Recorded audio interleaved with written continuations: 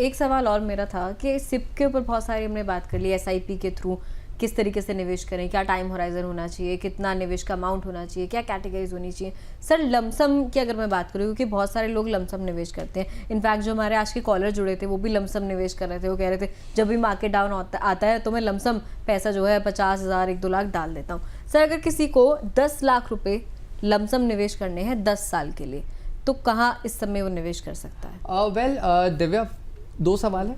देखिए, लमसम अगर आप इन्वेस्ट कर रहे हैं तो हर बार मैं इन्वेस्टर्स को मैं सजेशन देना चाहता हूँ कि वो एक एसटीपी के माध्यम से इन्वेस्ट करें।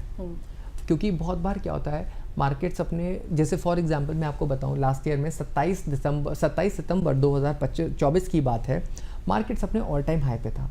अगर आपने अपने सारा पैसा लमसम एक बार में इन्वेस्ट कर दिया होता तो आपको ऑलमोस्ट निराशा भोगनी पड़ती, एटलीस्ट एक साल के लिए मिनिमम।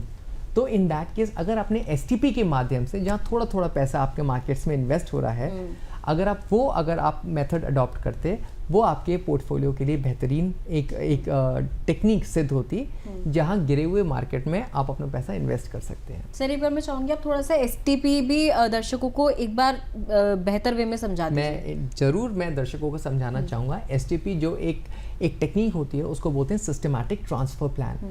जब भी इन्वेस्टर लमसम मोड में अपना पैसा इन्वेस्ट करना चाहता है तो वो एसटीपी के मोड से उसको इन्वेस्ट करना चाहिए। एसटीपीज में क्या होता है, जनरली कुछ पैसा डेट फंड्स में या हाइब्रिड फंड्स में पार्क हो जाता है। हाइब्रिड फंड्स को या डेट फंड्स को हम स्टैंडिंग इंस्ट्रक्शन देते हैं कि थोड़ा थोड़ा पैसा इक्विटी फंड्स के अंदर मूव होता जाए। उस प्रोसेस को जब हम फंड टू फंड ट्रांसफ़र की बात करते हैं, उसको हम एसटीपी कहते हैं, जहां पैसा जो होता है वो डेट फंड्स या हाइब्रिड फंड से मूव होकर इक्विटी फंड्स के अंदर मूव हो जाता है। So STP is something where the money is moving from one fund to another fund, and SIP is a way जहां पैसा बैंक से कट के आपके म्यूचुअल फंड्स के अंदर जाता है।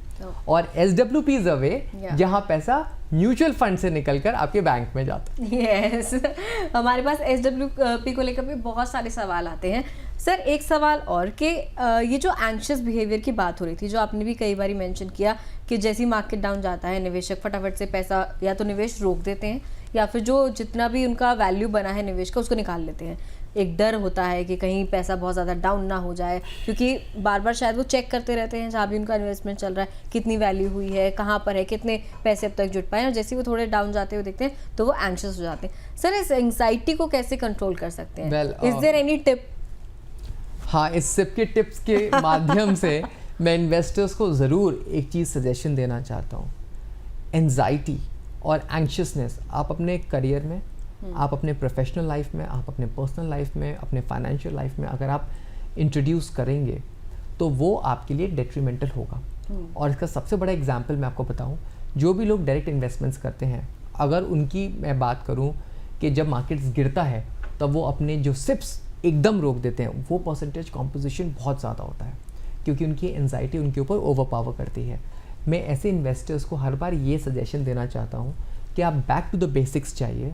आप जब इन्वेस्टमेंट्स करते हैं तब आप बहुत लंबे होराइजन के हिसाब से करते हैं। सो इन दैट केस जब आपका होराइजन लंबा है तो 5 महीने, 4 महीने, 3 महीने का जो होराइजन है, अगर वो अच्छा नहीं है तब भी आपको अपने इन्वेस्टमेंट्स कंटिन्यू करना चाहिए, सो दैट आप अपने पाथ से डगमगाए ना और आपका जो एक निर्धारित लक्ष्य है वो आप उसको पाए। मैं अगेन यही चीज़ बोलना चाहूँगा, आपका जो लक्ष्य है 10 साल का, वो इस चीज़ पे डिपेंड नहीं करेगा कि यूक्रेन रशिया वॉर क्या है, ट्रम्प टैरिफ्स क्या है, इंडो पाक इश्यूज चल रहे हैं या नहीं चल रहे हैं। वो तो एक लक्ष्य है जो आपको उसको पाना ही है।